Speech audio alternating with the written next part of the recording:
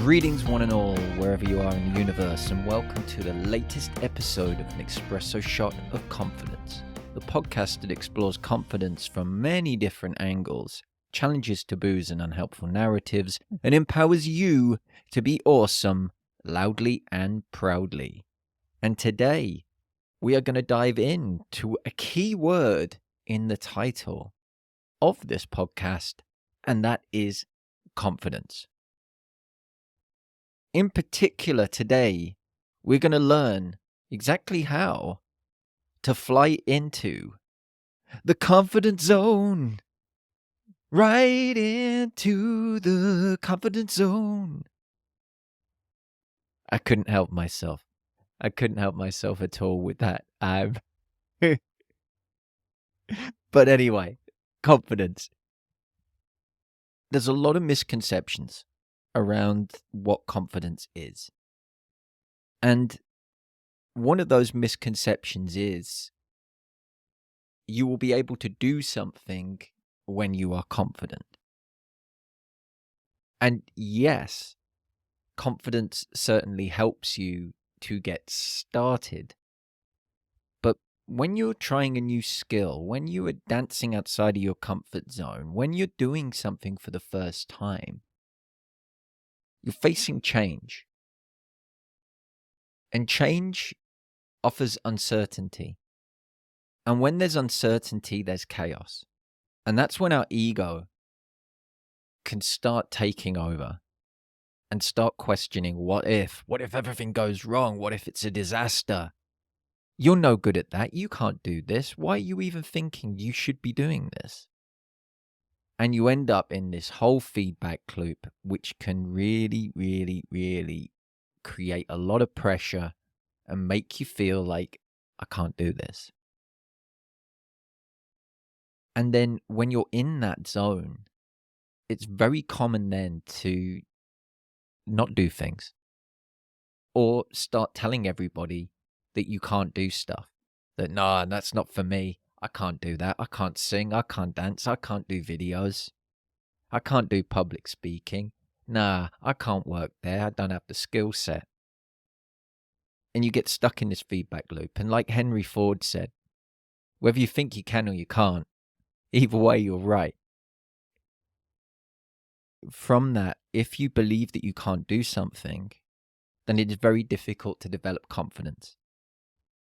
And that whole mindset can have an impact on your self-esteem, your belief systems, your ability to make things happen, to make change happen.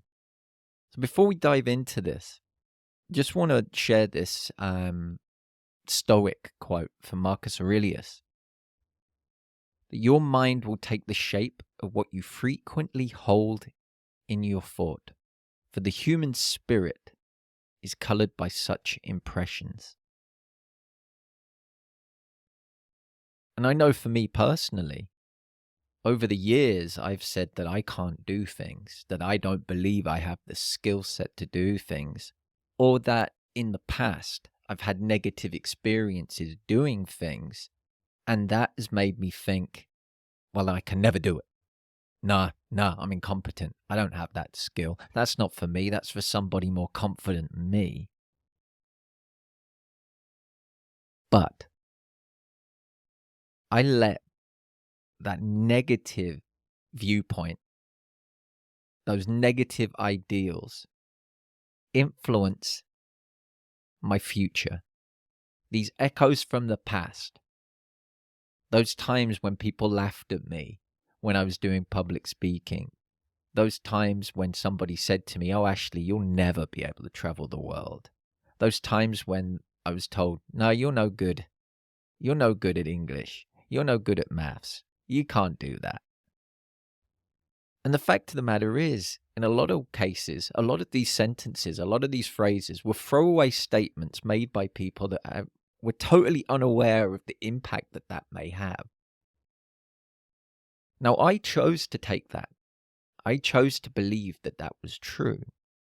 I chose to accept that as my reality, that I can't do that, that I will never. Until I didn't. Because here's the thing. You get to choose. You get to choose your narrative. You get to choose what you believe and what you don't believe. You get to choose what you can and cannot do. Because ultimately that is a choice. You are choosing. When you say you can't do something, that is a choice. Because ultimately, where is the evidence that you can't do it? Or where is the evidence that you cannot learn the skills, develop those skills over time to be able to go from not being able to do something to being able to do it? For example, I never thought I could learn languages. I thought, I'm terrible at languages, I can't do them.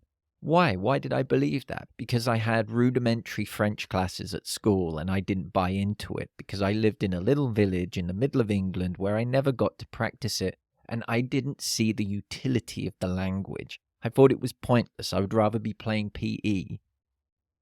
But I got to the point where I was like, well, I can't do that. I can't learn that. No, I'll never be able to speak another language. Until I changed the narrative, until I moved abroad. And I was like, okay, I need to learn another language now. So I learned. And I went from step 1, not knowing anything, to step 2, learning something, being able to say my name, asking basic questions. And over that time, periodically you build on that skill. And then the more that you build on that skill, you develop confidence in your ability to use that language in different situations. When I've done my language teaching in the past, lots of people say, oh, I can't speak, I can't do this, I can't do that. My language is terrible, I'm never going to be fluent. But the fact of the matter is, it's got nothing to do with their fluency. It has everything to do with their perception of their ability. They don't think they can do it. Whereas in fact, the evidence says exactly the opposite. The key thing to think about here, the key thought is confidence is a personal thing. It comes through practice. It comes by taking step after step after step after step after step and repeating those things. The first important thing is to start. Once you start building up competence. And from that competence comes confidence.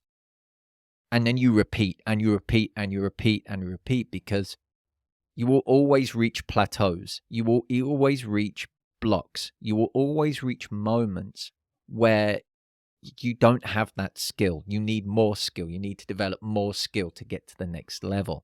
So it's an ongoing process. And there will be times where you are faced in a situation where you're like, oh, I'm not sure if I have the skill for this. And your ego might take over there. But if you've got to this point, have the confidence in the knowledge that you got to this point and you were able to overcome challenges before that. So then you can use that energy to power through the next challenge. To go, okay, what do I need to get past this challenge? And again, that just develops more and more confidence. So there's 5 things that you can do to build up your confidence. So at the beginning and all the way across this, stop with the comparisons. I talked about this a couple of weeks ago on another podcast. Just lose the comparisons.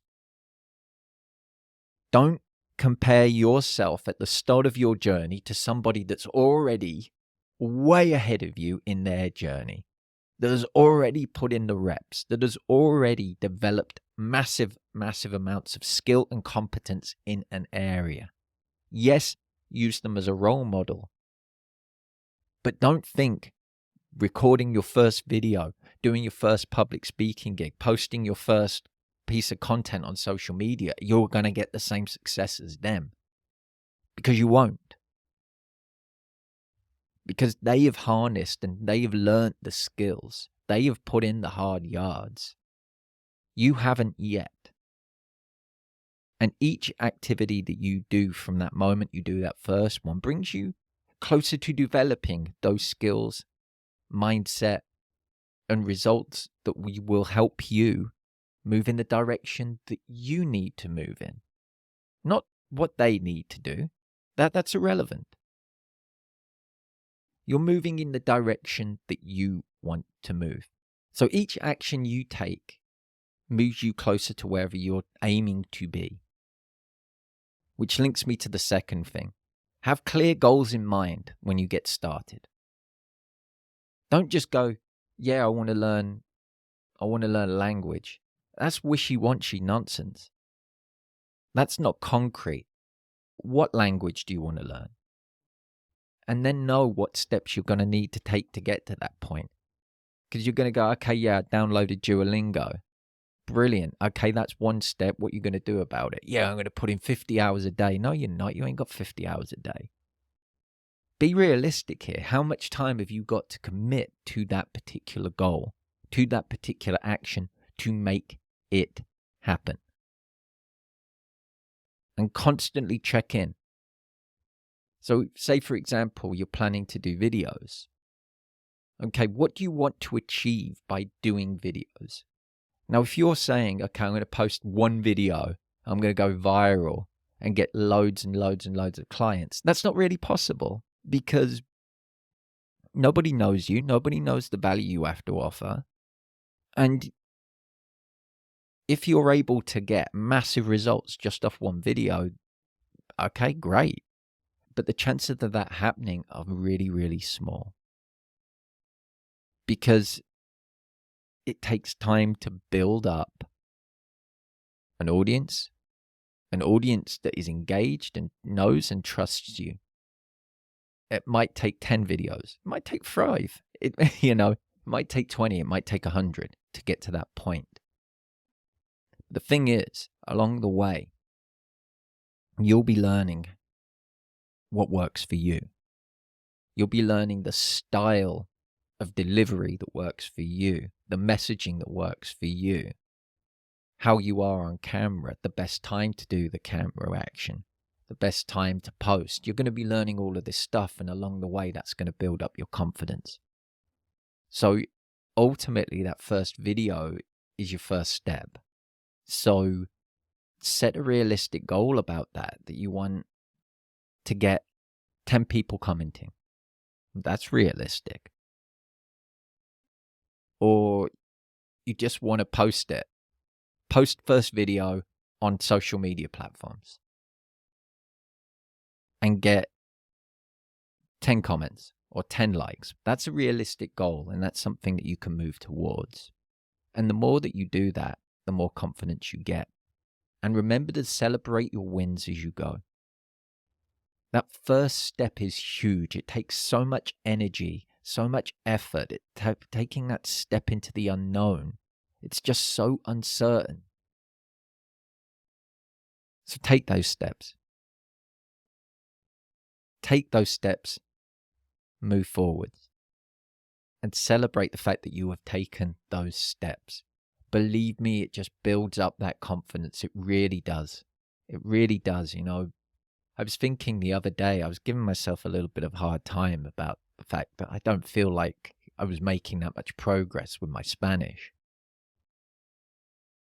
And then I went back and I actually looked at how much stuff I'd covered. I wrote some stuff down in the book in Spanish. I heard some people speaking in Spanish and understood what they were saying. I read something in Spanish, I understood what it was. And it reminded me to go, wow, 2 years ago, you knew nothing other than cerveza, which is a good word to know. It's a great word to know if you're in a Spanish-speaking country and you like beer. But that was all I knew, really, about Spanish, other than the basic greetings. Hola, adios, gracias. But I didn't know anything else. I certainly didn't know grammar. I certainly couldn't have a conversation. So actually reflecting on that really helped me to think about how far I'd come. As I mentioned in a podcast a couple of weeks back, compare yourself with where you were to where you are now. Don't compare yourself with somebody that's far ahead of you. Make sure that you're celebrating those wins every step of the way. Believe me, it builds up confidence. And now, again, another example. I look at how I am on video now to how I was. I'm just so much more confident. I feel so much more alive. My delivery is so much more natural. People watch, people pay attention, people get so much from the content I put out. It's massive. It's massive. The fact that I'm talking right now on a microphone, looking at a camera, and feel so comfortable doing this is huge for somebody who used to be extremely shy and hated public speaking. So just always check in with yourself. Set those clear goals. Celebrate your wins along the way. And start practicing the positive self-talk. Because believe that you can do something as you were doing it. Because ultimately you are doing something. The fact that you're starting is an action, is progress. So celebrate that fact. Tell yourself that you can do it. If you come up against something that you can't do at the moment, make sure you check in with that. I can't do it yet. I can't do it at the moment. Instead of saying, no, I can't do it, I'll give up then. I can do it. I've got this. I want to do it. I love doing this. Oh, wow. Look at all the progress I've made. This is going to make a difference. I'm so proud of myself right now for doing this. This is big. This is huge. This is massive. Come on, you've got this.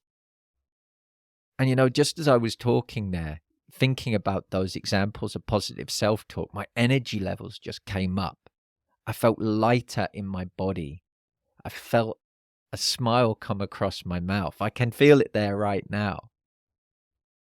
The positive self-talk just puts you in a different energy space, which makes it so much easier to do an action. If you compare it to, oh, well, I should be doing this and I should be doing that, and oh, God, I'm no good at this, I'm no good at that. You kind of disappear into yourself, and that energy can repel people. It's not great at all. It's not, because you don't believe it. And if you don't believe it, it's hard to get a buy-in from other people. But when you believe you can do something, when you totally buy into it yourself, and you're giving that positive self-talk, and you're saying, I've got this, I can do this, I'm going to make it happen. It just infuses everything with a magnetic energy that people just can't ignore. So definitely lean into that as you go, because there will be those moments where you doubt yourself, where you've got a challenge that feels difficult, overwhelming even. But if you lean into your positive self-talk and say, I can do this, I'm going to make it happen, I'm going to find a solution, then you will. And along the way as well, don't forget to lean into your strengths. Celebrate them. Use those things that you've already got, the lessons you've learned, the skills you've got to power you forwards in whatever you're doing. For example, I know many years ago when I became a teacher, I'd never been in a classroom before. As a teacher, obviously as a student, I didn't have a clue how to handle all these teenagers in front of me. I had no idea how I'd get them to buy into the class. No idea. But what I did have was managerial experience. So I approached it like a project. I was like, okay, what do I need to do? What can I control right here?